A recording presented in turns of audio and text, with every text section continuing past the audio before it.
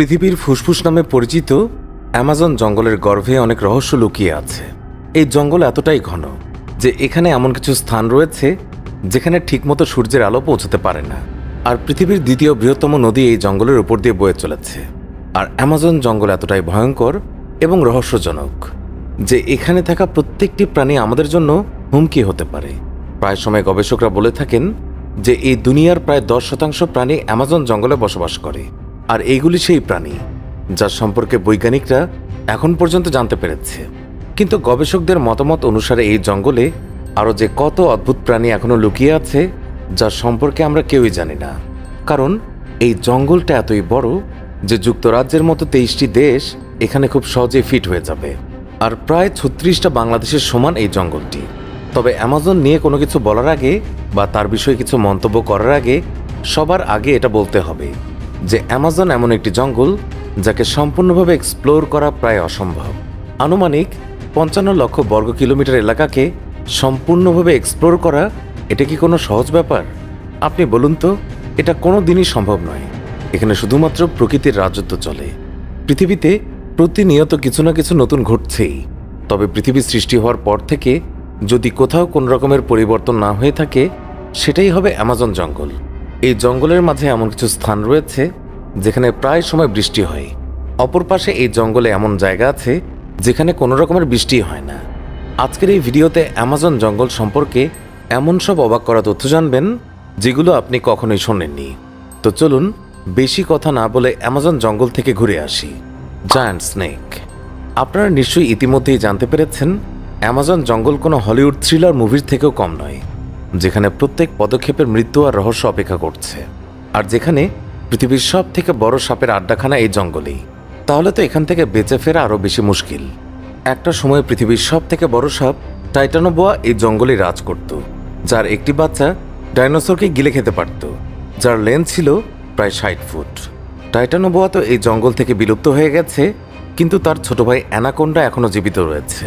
Amazon জঙ্গলের কথা বলতে হলে প্রথমেই আমাদের চোখের সামনে ভেসে ওঠে অ্যানাকোন্ডার নাম। আর এই সাপটি অ্যামাজন জঙ্গলে অগণিত সংখ্যায় রয়েছে, যারা একজন আস্ত মানুষকে গিলে ফেলতে পারবে। 2012 সালে গবেষকরা এই জঙ্গলে 35 ফিট লম্বা অ্যানাকোন্ডা সাপ দেখতে পায়। আর এখানকার আদিবাসীদের মতে তারা 60 ফুট লম্বা পর্যন্ত অ্যানাকোন্ডা দেখেছে। পিরানহা। এবারে জানুন অ্যামাজন নদীর আতঙ্ক ভয়ানক মাছ পিরানহা নিয়ে। যদিও এরা ছোটখাটো মাছ খেয়ে জীবিত থাকে, কিন্তু যদি রক্তের গন্ধ পেয়ে যায় তাহলে যে কোনো বড় পশুকেও নিমিষেই ঘায়াল করতে পারে। কারণ এরা ঝাঁক বেঁধে ঘুরে বেড়ায় আর শিকার করে দলবদ্ধভাবে। গবেষকদের মতে পিরানহা কখনোই রক্তের স্বাদ ভুলতে পারে না। এই কারণে এখানকার ট্যুরিস্টদেরকে বলা হয় শরীর খোলা থাকলে ভুলেও অ্যামাজন নদীতে তারা যেন না নামে, না হলে পিরানহা আপনাকে জীবিতই খেয়ে ফেলবে। অ্যামাজন জঙ্গলের ছোট থেকে বড় সব ধরনের প্রাণীরা একে অপরকে মেরে ফেলার মুডে থাকে। সাধারণ পিঁপড়ে যখন আমাদেরকে কামড় দেয় তখন কেবলমাত্র কয়েক মিনিট পর্যন্ত স্কিন জ্বালা করে, কিন্তু অ্যামাজন জঙ্গলে পিঁপড়াদের এমন এক প্রজাতি বাস করে যারা কিনা কল্পনার চেয়েও বেশি ভয়ঙ্কর। বুলেট অ্যান্ট নামে পরিচিত এটা হলো পৃথিবীর সব থেকে বড় পিঁপড়ে, যারা 4 সেন্টিমিটার পর্যন্ত বড় হয়। যদি এরা কোনো ব্যক্তিকে কামড় দেয় এর বিষ থেকে উৎপন্ন হওয়া ব্যথার অনুভব ঠিক বন্দুকের গুলি লাগার সমতুল্য হবে। এই কারণেই এই পিঁপড়াকে ডাকা হয় বুলেট অ্যান্ট নামে। এদের কামড় একদম ডিফারেন্ট লেভেলের। কোনো ব্যক্তিকে যদি এই পিঁপড়ে একবার কামড়ে দেয় তাহলে সেই ব্যক্তির সমগ্র শরীরে 12 ঘন্টা তীব্র ব্যথা অনুভব হবে।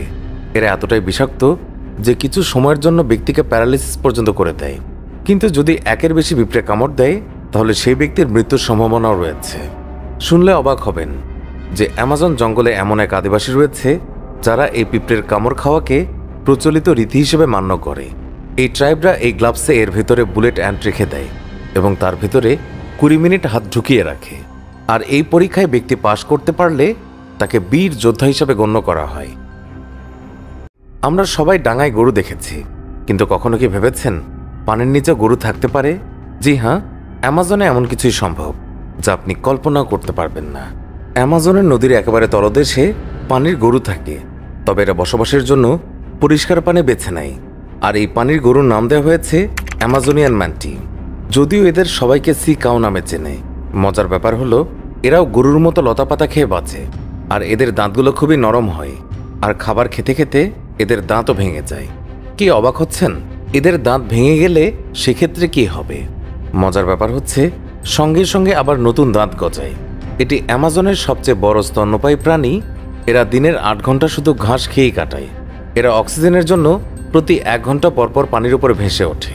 কয়েক সেকেন্ডের মতো অক্সিজেন টেনে নিয়ে আবারও পানির নিচে ডুব দেয়। এদের একটা অদ্ভুত ক্ষমতা হলো এরা একবার খেয়ে 7 মাস পর্যন্ত না খেয়ে থাকতে পারে, কারণ প্রায় সময় এদেরকে খাদ্য সংকটে ভুগতে হয়। মিস্টিরিয়াস জিওগ্লিপাস।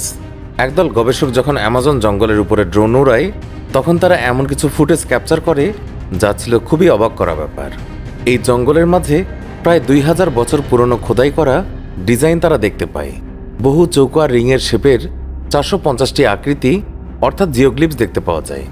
স্যাটেলাইট থেকে দেখতে এই স্থানটিকে ঠিক এমন লাগে, যা খুবই সুন্দর আর রহস্যময়।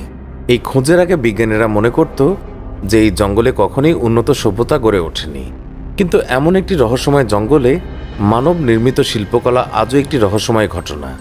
গবেষকদের মতে সম্ভবত এই মানব নির্মিত শিল্পকলা জল নিষ্কাশনের জন্য তৈরি করা হয়েছিল, কিন্তু নির্মাণগুলি আদৌ কী কারণে হয়েছিল তার সঠিক কারণ এখনও বিজ্ঞানীদের কাছে ধোঁয়াশা। বিজ্ঞানীদের মতে এই জঙ্গলে এমন সব জিনিসের অস্তিত্ব রয়েছে যা এখনও আমাদের অজানা। আসলে অ্যামাজন জঙ্গলের রহস্য সত্যিই অনেক ক্রিটিক্যাল। তো ভিডিওটি ভালো লেগে থাকলে অবশ্যই একটি লাইক দিন আর চ্যানেলটি সাবস্ক্রাইব করে আমাদের সঙ্গেই থাকবেন।